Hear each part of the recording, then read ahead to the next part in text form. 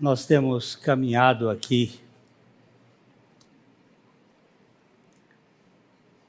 no livro de Hebreus e nós não vamos parar de todo, mas vamos olhar aqui um texto à luz da nossa história. Hebreus capítulo 1, o versículo 1 e 2. Hebreus 1, 1 e 2.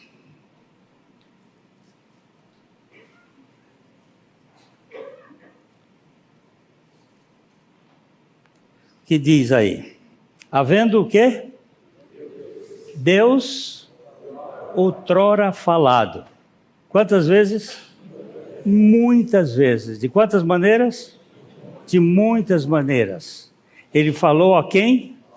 Aos pais pelos profetas. Os pais aqui são o povo judeu, ele está falando, escrevendo uma carta aos judeus. Mas nesses últimos dias, nos falou pelo Filho, a quem constituiu herdeiro de todas as coisas, pelo qual também fez o universo. Nosso Pai querido, nós, diante da Tua palavra,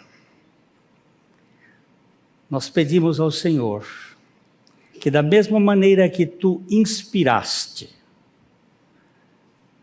agora Tu nos reveles pelo Teu Espírito. Fala aos nossos corações, para que em tudo Cristo seja glorificado. No nome dEle. Amém.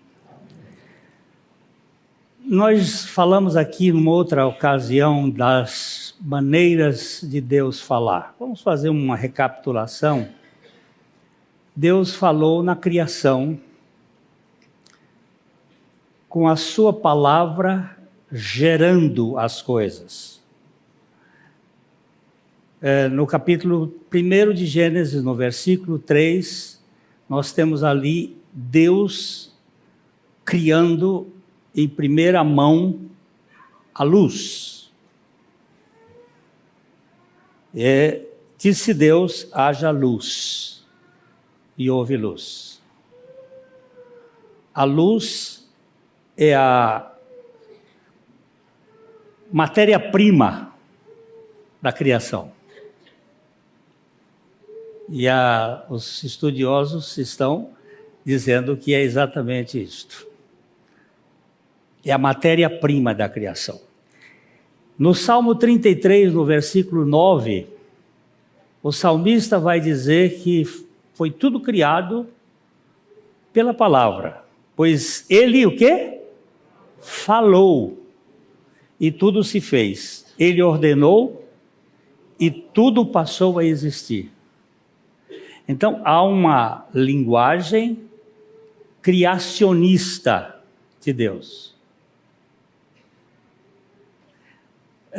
Em Hebreus, no capítulo 11, no versículo 3, nós temos a palavra de Deus dizer: pela fé, entendemos que foi o universo formado pela palavra de Deus, de maneira que o visível veio a existir das coisas que não aparecem.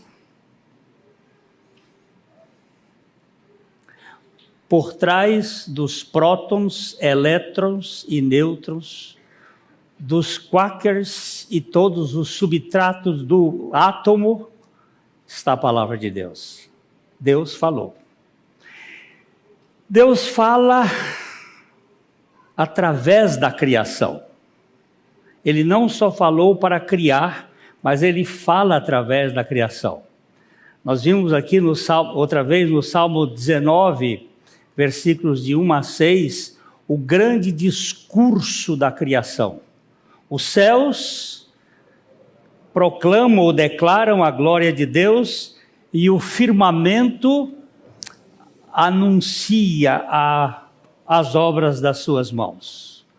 Um dia discursa a outro dia, e uma noite revela conhecimento a outra noite. Não há linguagem, não há palavras, e deles não se ouve nenhum som. No entanto, por toda a terra se faz ouvir a sua voz. Se não, é engraçado, não há som e faz ouvir a voz, e as suas palavras até os confins do mundo. Aí pôs uma tenda para o sol, o qual, como um noivo que sai dos seus aposentos e se regozija como um herói a percorrer o seu caminho, principia numa extremidade dos céus e até a outra vai o seu percurso e nada refoge ao seu calor. O verso 7 ele vai dizer que a lei do Senhor é perfeita, e aí vai contando o que é a palavra do Senhor. Então ele falou para a existência, e a existência fala dele, fala da realidade divina. Em Romanos capítulo 1, versos 20 e 21, o apóstolo Paulo está dizendo uma coisa muito interessante. Ele diz assim: porque os atributos invisíveis de Deus, o seu eterno poder, como também a sua divindade, claramente se reconhecem desde o princípio do mundo, sendo percebidos por meio das coisas que foram criadas. Tais homens são, por isso, indesculpáveis. Quando você olha para o meu relógio e acha que meu relógio foi fruto de uma explosão, você não tem desculpa, a não ser chamar você de nécio. Palavra mais clássica para dizer estúpido, mais claro. Porque os atributos invisíveis de Deus são percebidos, verso 21. Porquanto, tendo conhecimento de Deus, não glorificaram como Deus, nem lhe deram graças, antes se tornaram nulos em seus próprios raciocínios, obscurecendo-lhes o coração, insensato, sem juízo, estupidificado. Simples assim. Deus falou na criação, Deus fala pela criação.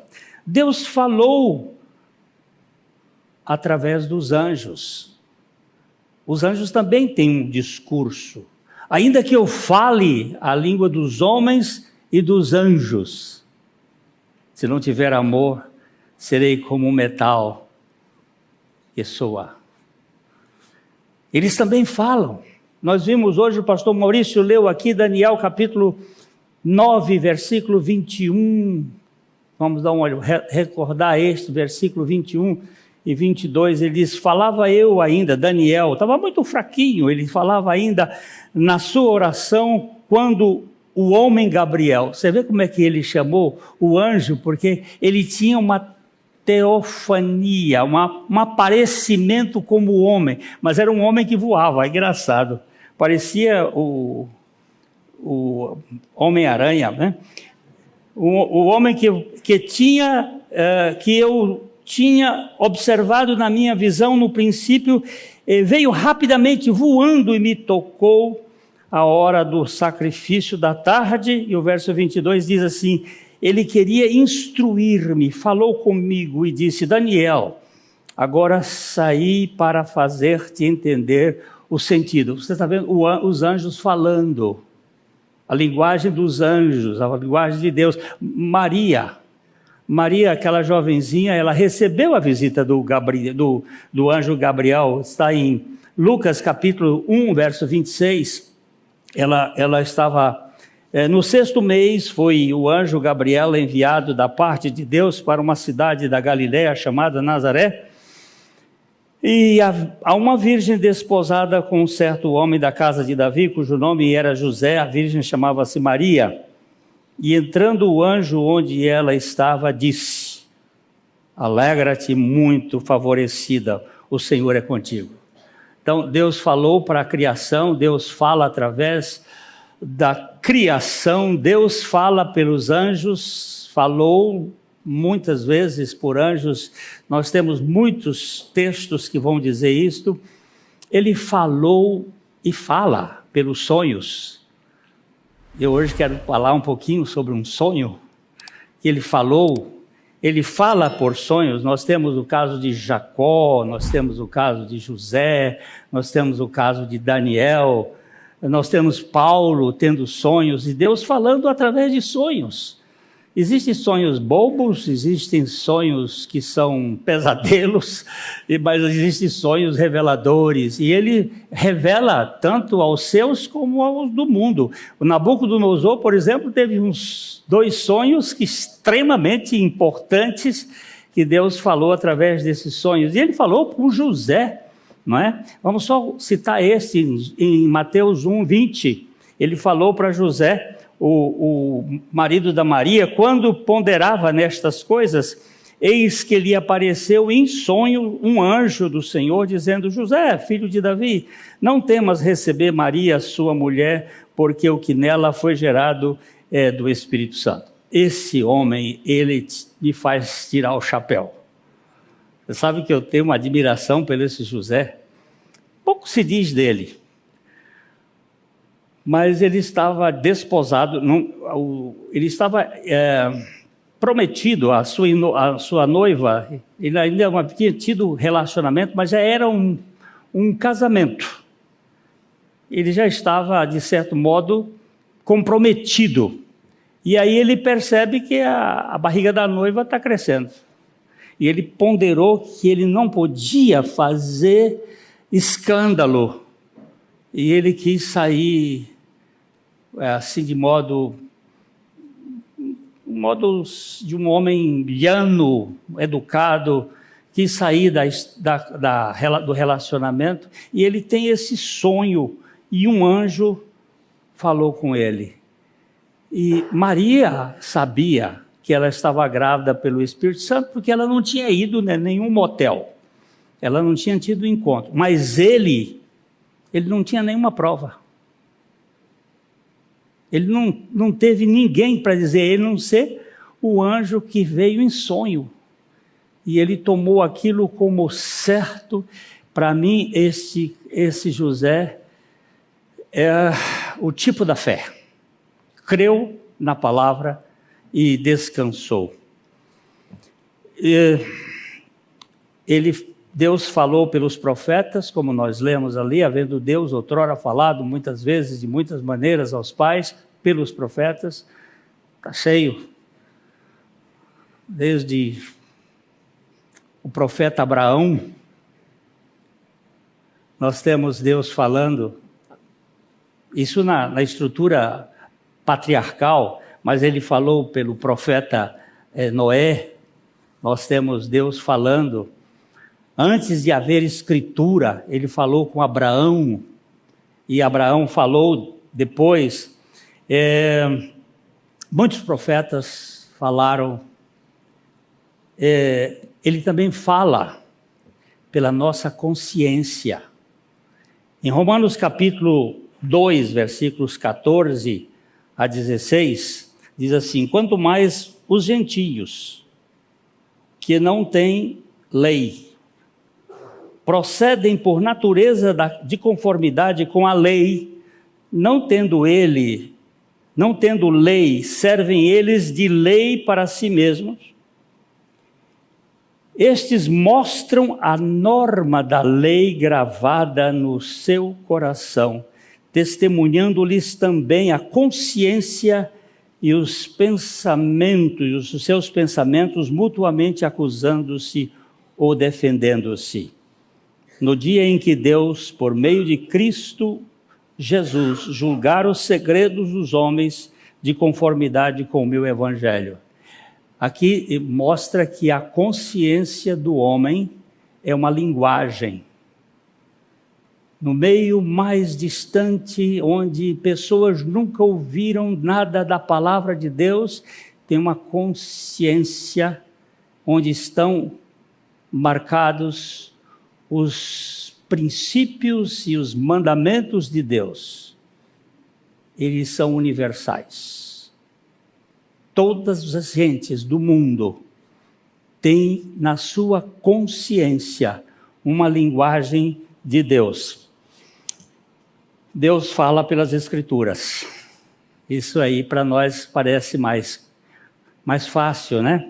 Ele fala pelas Escrituras. Nós temos Hebreus 4:12, que mostra que toda a palavra de Deus, porque a palavra de Deus é o quê? É viva. E ela é mais o quê? Eficaz. E ela é mais o quê? Penetrante do que espada de 2 gumes.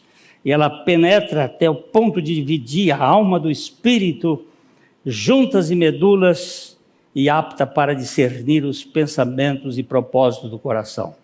A palavra, a Escritura, é uma linguagem de Deus. Nós temos ainda aí em 2 Timóteo capítulo 3, versículos 16 e 17, a palavra toda a Escritura é inspirada. Essa palavra aqui, na verdade, no grego é theospneuko, soprada por Deus.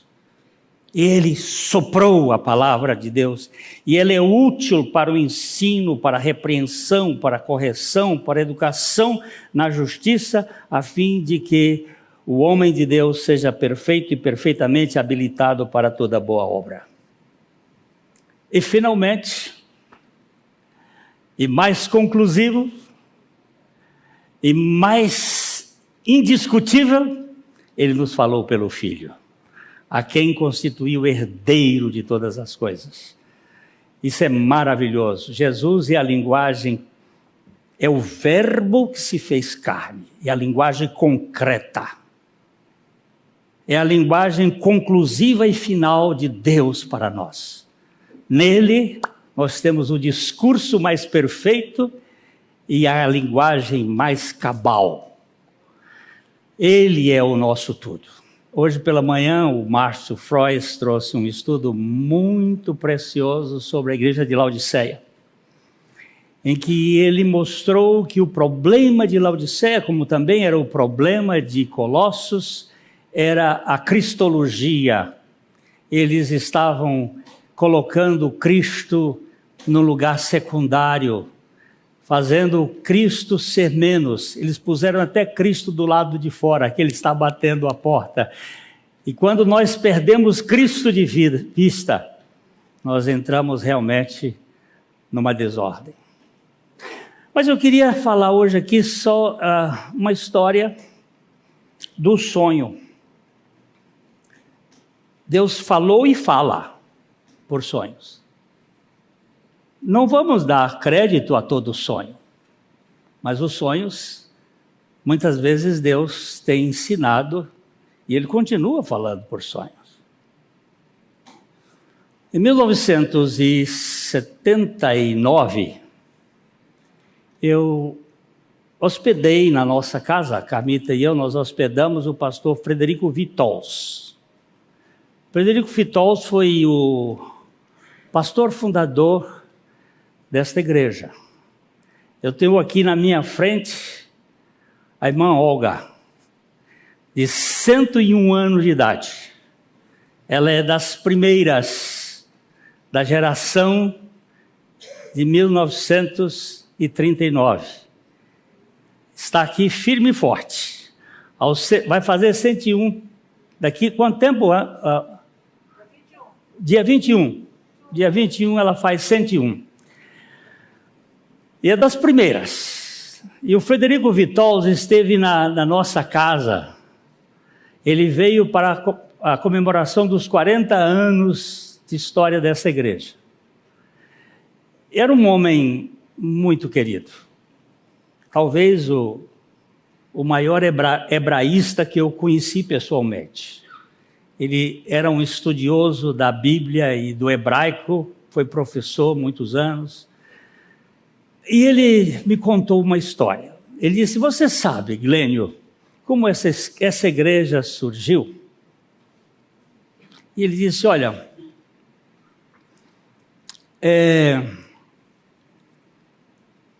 um casal de índios, ali de São Jerônimo da Serra, esse casal tinha estudado num colégio jesuíta que havia por ali.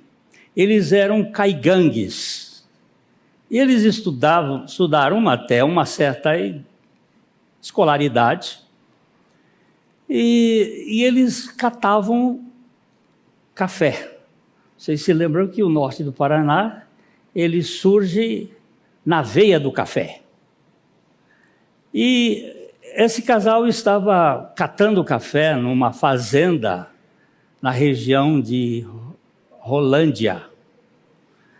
E quando eles estavam ali trabalhando naquela fazenda, a mulher viu um baú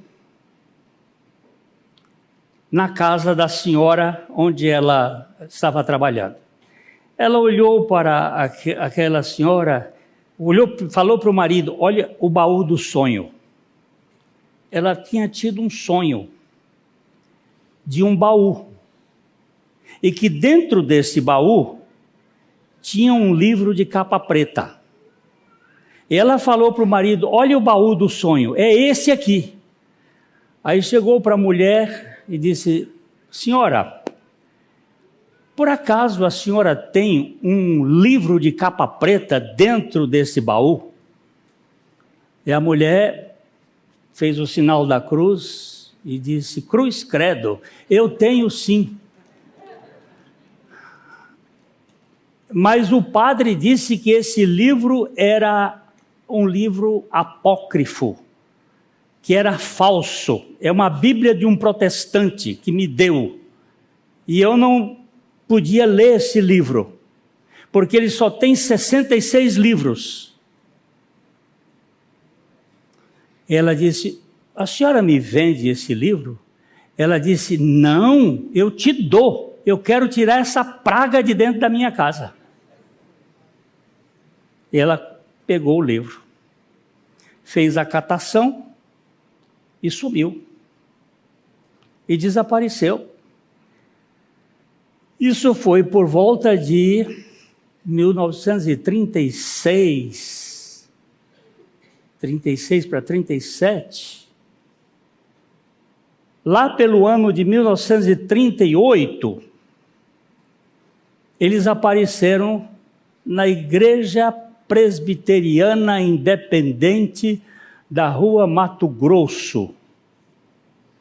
E lá eles compareceram perante um pastor preto. Quem era o pastor preto? Pastor Jonas Dias Martins, com a Bíblia na mão. Quem tinha feito a dedicatória? O pastor Jonas para aquela senhora. Aí o pastor Jonas viu, examinou-os, eles dizendo: nós queremos ser batizados. Nós lemos a Bíblia em 2 anos e agora queremos ser batizados. O senhor nos batiza? E ele examinou bem. O pastor Jonas era um homem de uma nobreza fantástica. Quem não o conheceu não pode entender o que eu estou dizendo. Aí ele disse: sim, meus irmãos, nós vamos batizar. Foi lá e pegou. Hoje não tem nem batistério aqui para mim. Esqueceram de botar água. Ele pegou um copo, chamou os presbíteros e foi para batizá-lo. Alguém já foi lá, Paulo. E aí, quando ele veio com o copo, eles falaram em caigangue um com o outro, e depois viraram para o reverendo Jonas e disse: mas nós vamos entrar nesse copo? Aí ele disse: não, meus irmãos, nós não batizamos aqui por imersão, nós batizamos por aspersão. Eles disseram: mas pastor, nós queríamos ser batizados como Jesus foi batizado. E o reverendo Jonas disse: olha, irmãos, aqui em Londrina não há nenhuma igreja imersionista. Não temos nenhuma igreja que batize por imersão. O batistério chegou aqui. Obrigado. Esse é o batistério dos nossos irmãos presbiterianos e outros mais. Não tem problema de vamos discutir isso, não. É só para lembrar. Eles tiveram uma compreensão do texto bíblico.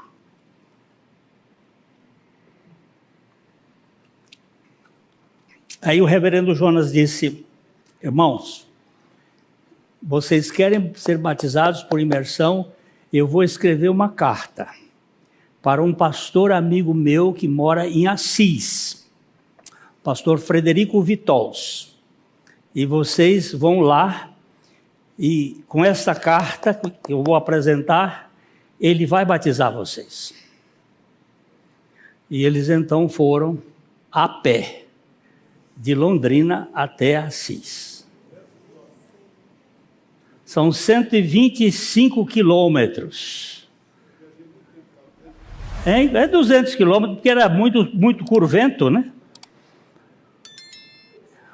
Chegaram na casa do pastor Vitols, se apresentaram. O pastor Vitols examinou-os, viu a carta do pastor Jonas, ficou com eles uns 2 dias, levou à igreja, a igreja fez a profissão de fé deles, batizou-os. Então, o pastor Vitols tirou um dinheiro, disse: irmãos, aqui está o dinheiro para vocês comprarem a passagem de volta na Catita. Sabe o que é Catita?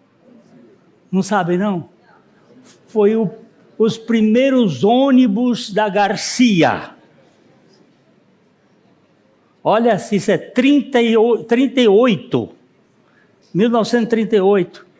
Vocês vão comprar passagem para vocês virem para Londrina. Eles falaram em caigangue um para o outro, aí fizeram um troco e disse: pastor, aqui está o nosso dízimo. Uau!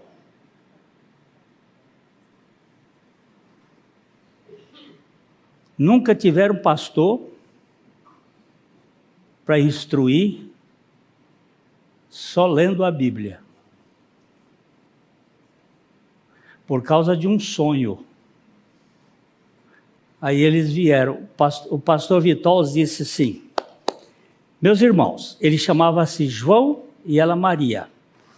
Eu não consegui o nome deles depois, porque quando eu fui conversar com o pastor Vitols, ele tinha morrido. Ele morreu logo depois. Eu não tive mais o privilégio de saber o nome deles, para saber se tinham descendentes. Só sei que era João e Maria. E ele disse: onde é que vocês moram? Moramos num sítio em Ibiporã, em tal lugar assim. 2 meses depois, o pastor Vitols veio e começou a procurá-los, achou-os, e aí começou a mexer e andar procurando, e aí começou a encontrar gente, os Moritz, Teixeira, Juvenal Teixeira e a turma dos Teixeira, e encontrou uma turma lá dos Moreno, que vinham de vários lugares, de Minas, de São Paulo, de Santa Catarina. Eu sei que vocês viram 59, Mazieiro, 59 pessoas foram organizadas, reunidas lá em Ibiporã, no dia 13 de maio de 1939, e foi organizada essa igreja. Ela ficou em Ibiporã por cerca de 1 ano, e veio para cá, ficou um tempo na Mato Grosso, ali com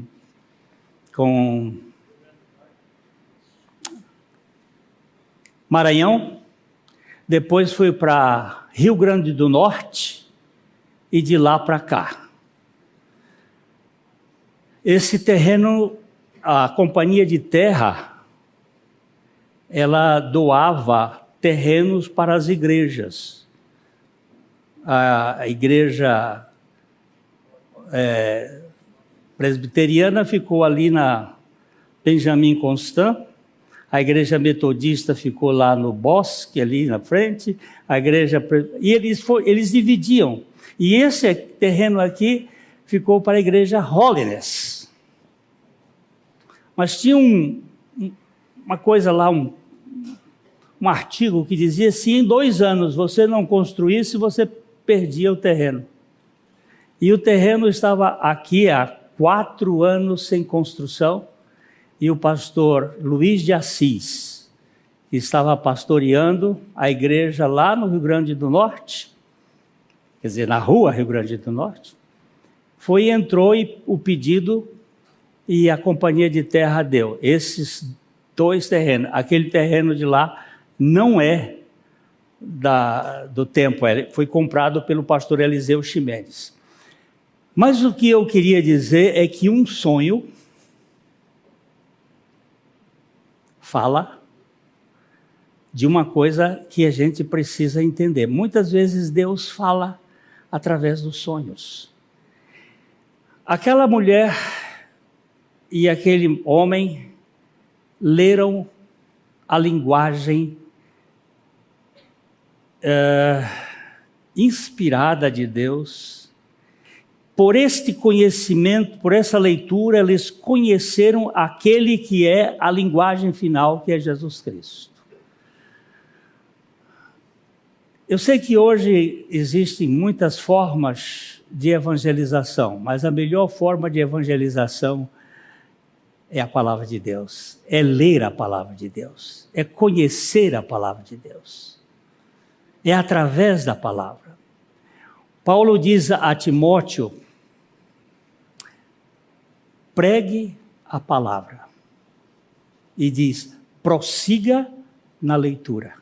Que leitura era essa? A leitura da palavra, a leitura do Velho Testamento, a leitura dos textos e depois das cartas, porque essas cartas só vieram surgir muito tempo depois, e os livros do Novo Testamento.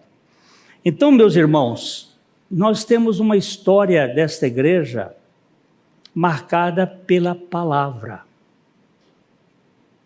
O início dela, o pastor Vitor me disse: eu fiquei constrangido pelo testemunho daqueles 2 irmãos, que me obrigaram a vir buscá-los, porque tratava-se de pessoas que tinham tido o descortinamento, tirou o véu através da palavra de Deus. Não houve pastores, nem evangelistas, nem ninguém, simplesmente a palavra de Deus. Eu sei que esta igreja tem uma história muito marcante. Vocês viram que logo no 2º ano ela possuía 13 congregações espalhadas, desde Londrina até Arapongas e pelo Norte Velho. Nós temos várias igrejas que foram iniciadas pelo trabalho desta igreja. E até hoje nós temos igrejas tanto aqui como fora daqui, em outros estados, que foram frutos do ministério dessa igreja. 84 anos plantando a palavra. E vidas que têm sido alcançadas através da pregação e do ministério dessa igreja. E eu quero louvar ao Senhor por isto. Hoje nós vimos que 49 países recebem mensagens pregadas por essa igreja. Eu fiquei muito impressionado quando foi feito um apanhado desse Vale Estreito, esse blogzinho que nós temos, que eu fui verificar que os países que mais houve fora do Brasil são Índia, Filipinas, onde houve a guerra lá dos americanos, como é que chama lá? Não, aquela primeira guerra lá. Não, da Coreia. A Coreia não escuta isso, não. São países do Oriente. São países do Oriente. Vietnã. Eu fiquei impressionado, mais de 20 mil pessoas, mais de 20 mil contatos no Vietnã.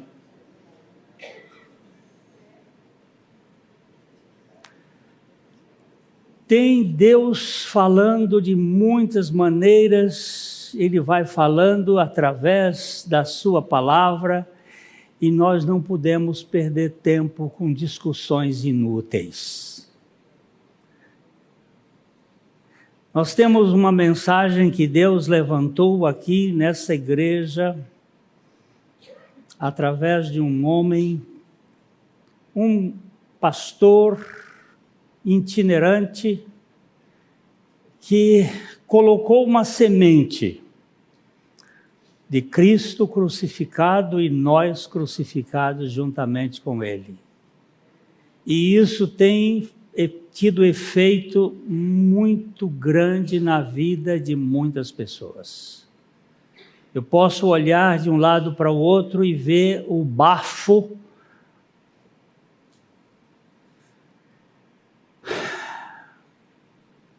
fresco e cheiroso do pastor Abuchaí, anunciando: Cristo não morreu somente por mim, Ele me levou a morrer juntamente com Ele, para que a vida dele se manifeste em mim.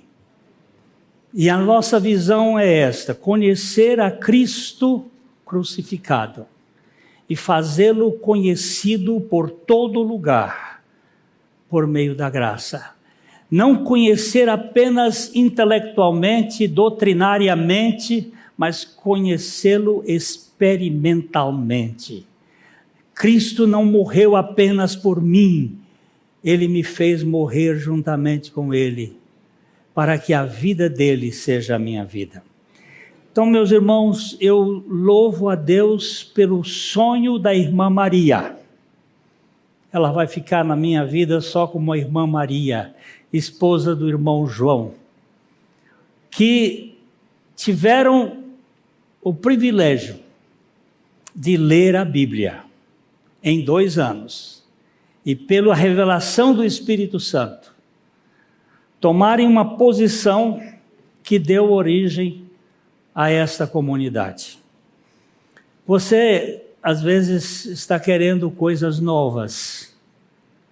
Você, às vezes, quer uma outra fórmula de adoração. Alguém diz: pastor, a gente podia modernizar um pouco o nosso culto. Eu digo: deixa eu morrer, meu irmão.